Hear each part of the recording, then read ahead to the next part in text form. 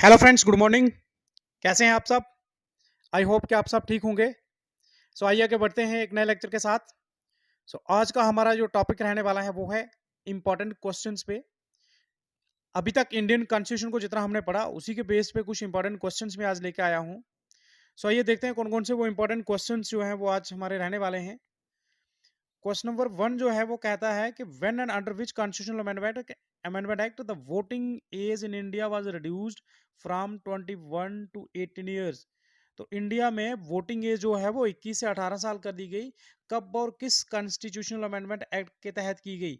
तो इसका correct answer है फ्रेंड्स इन 1989 under 61st constitutional amendment act. Most important question है फ्रेंड्स, और मोस्ट ऑफ द टाइम जो है ये एग्जाम जो है एग्जाम में पूछा जाता है। आपने माइंड में रखना है कि कब और किस कॉन्स्टिट्यूशनल अमेंडमेंट एक्ट के तहत जो था हमारी वोटिंग एज इंडिया में 21 से 18 साल कर दी गई इन 1989 under 61st constitutional amendment act. आइए आगे बढ़ते हैं क्वेश्चन नंबर 2 की ओर। क्वेश्चन नंबर 2 है when and under which constitutional amendment act the fundamental duties were enshrined in the constitution of India.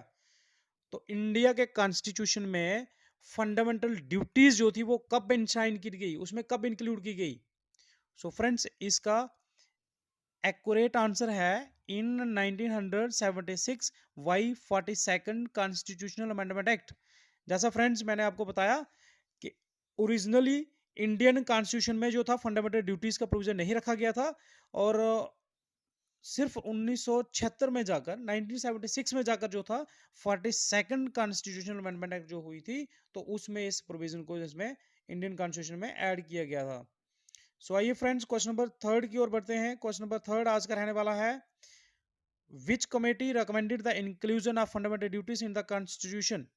तो इंडिया के कॉन्स्टिट्यूशन में जो फंडामेंटल ड्यूटीज ऐड की गई, तो कौन सी कमेटी थी जिसने रिकमेंड किया कि फंडामेंटल ड्यूटीज जो है इंडियन कॉन्स्टिट्यूशन में होने चाहिए? तो इसका करेक्ट आंसर है स्वर्ण सिंह कमेटी।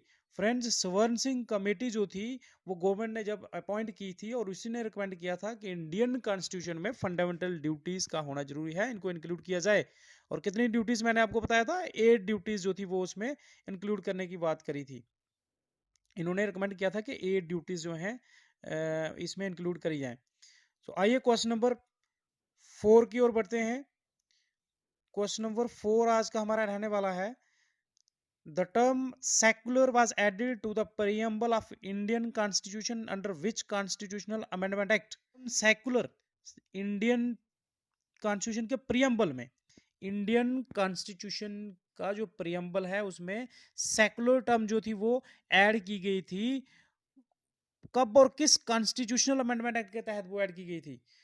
फ्रेंड्स उसका एक्यूरेट जो है आंसर है वो है 42nd कॉन्स्टिट्यूशनल अमेंडमेंट एक्ट 1976।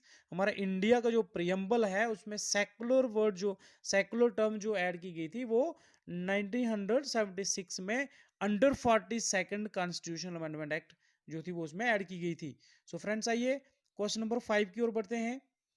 आज का हमारा क्वेश्चन नंबर 5 जो है under which constitutional amendment act one more duty was added to the list of duties in the Indian Constitution in the year 2002। तो इंडिया के कॉन्स्टिट्यूशन में जो फंडामेंटल ड्यूटीज की जो लिस्ट थी, पहले उसमें 10 फंडामेंटल ड्यूटीज थी, और एक और ड्यूटी जो थी उसमें ऐड कर गई थी 2002 में। 2002 में एक और फंडामेंटल ड्यूटी उसमें ऐड करी गई थी, तो वो किस कॉन्स्टिट्यूशनल अमेंडमेंट एक्ट के तहत की गई थी? तो फ्रेंड्स इसका करेक्ट आंसर है 86 कॉन्स्टिट्यूशनल अमेंडमेंट एक्ट, ये 2002 में, तो जिसमें पेरेंट्स के लिए ये उसमें रखा गया था प्रोविजन के 6 to 14 ईयर्स के जितने भी बच्चे हैं उनको एजुकेशन, कंपलसरी एजुकेशन प्रोवाइड करना ये पेरेंट्स की, गार्डियन की जो है वो जिम्मेवारी बनती है। तो फ्रेंड्स ये सारे इंपॉर्टेंट क्वेश्चन जो मैं लेके आया हूँ, ये एग्जामिनेशन पॉइंट ऑफ व्यू से मोस्ट इंपॉर्टेंट है, मोस्ट ऑफ द टाइम ये एग्जाम में पूछे जाते हैं। फिलहाल आज के लिए इतना ही, मिलते हैं अगले लेक्चर में, तब तक के लिए अपना ख्याल रखिएगा। Bye bye, take care.